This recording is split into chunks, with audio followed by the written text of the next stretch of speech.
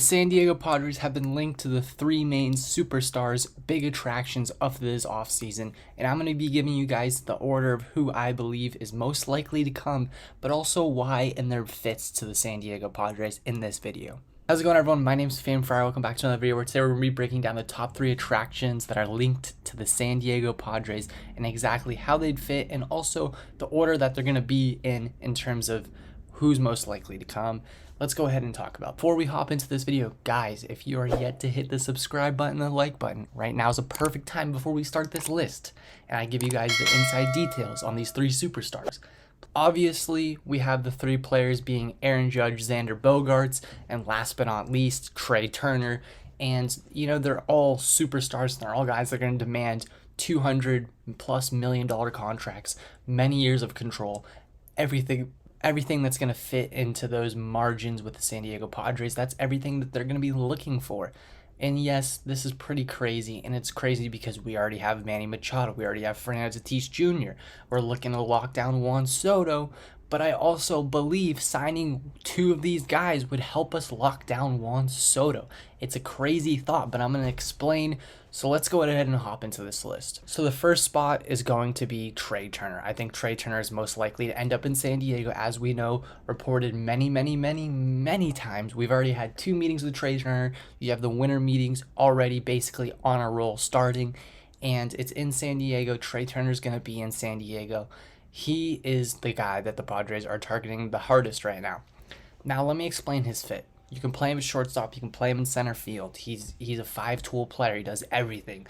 I mean, it is insane, his talent level on the baseball field. Everybody already knows this. My biggest fear of Trea Turner is I think he could end up diminishing in value. His contract may not age well, but if he win a World Series, his contract, Tatis' contract, Machado's contract, they can age however they want, because the fact of the matter is we won a World Series. But the reason that he's so important towards Juan Soto is this guy is Juan Soto's best friend, and Juan Soto said himself, this guy was my idol when I came up in 2018. So we're throwing around big terms there. Idol, best friend. How important would it be to keep him on the same team? I mean, that's part of the reason that the Padres are interested in him, I personally believe. I personally believe they see that, and also the fit to the team. He's an insane leadoff hitter. He's an insane baseball talent. We all know these things. These are obvious things, but you're talking about adding a guy who is best friends with the superstar you're trying to lock down. So if you can get 2 superstars and help convince him to stay in San Diego, yes, it's going to take more than dollars to convince him to spend 14 years here like he wants to and like the Padres want him to. Trea Turner's part of that issue. He would love to spend 8 seasons with his best friend. I mean, wouldn't anyone else? That is obvious, right? Yes, that's the main reason. And the 2 meetings and the supposed 3rd meeting that's been circling in the rumor mill, it makes you think things. I mean, personally, 1 meeting means, yeah, there's interest. We can maybe get something going here. 2 means, all right, there's definitely something going good here. And 3 means it's time to sign a contract. So if that's the correct situation, we could be seeing a deal signed with Trea Turner very, very soon. Like I said, probably 8 to 9 years, probably 260 to 290 million is my guess. But yes, that's all I have to say regarding Trea Turner. Now let's go ahead and hop into the second person on this list. Second person on this list, and a very obvious one again, is my man, Xander Bogaerts. This guy is insane. Career .292 hitter, 5-time Silver Slugger, 4-time All-Star, 2-time World Series champion, plays subpar defense. There's not enough good things you can say about Xander Bogaerts as well. This is another guy, like I said in my prior video, Juan Soto tried recruiting this guy to come to San Diego.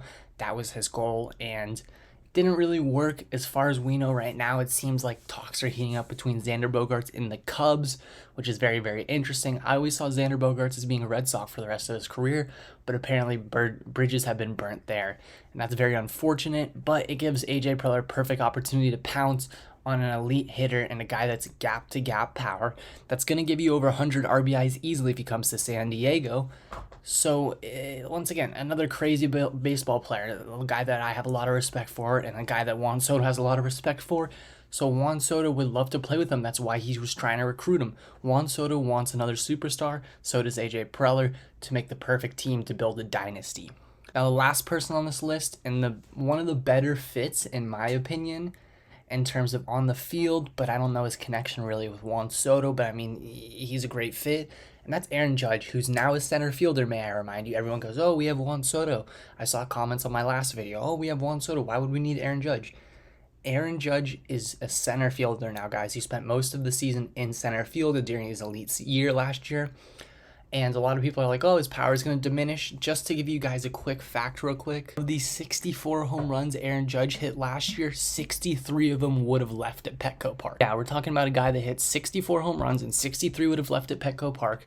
So if you're saying because of the stadium he played in, or if you're saying, you know, all these, you know, narratives that a lot of people are trying to create about Aaron Judge's season, guys, just look at Baseball Savant, look at his page. His expected home runs, the least amount he would have hit would have been 51 at Comerica, and the most would have been 73 at Coors or at the Red Stadium. So that's pretty insane, guys. Like, the power is off the chart with this guy. I mean, I don't know what else to say. It's crazy, the home runs he would have hit. And I'm expecting it to continue on in his career. I think he's going to have a long, luscious career as long as his body holds up. He has a big frame, but there's been a lot of injury concerns in the past. So yes, this is a guy that's going to be a talent forever, basically.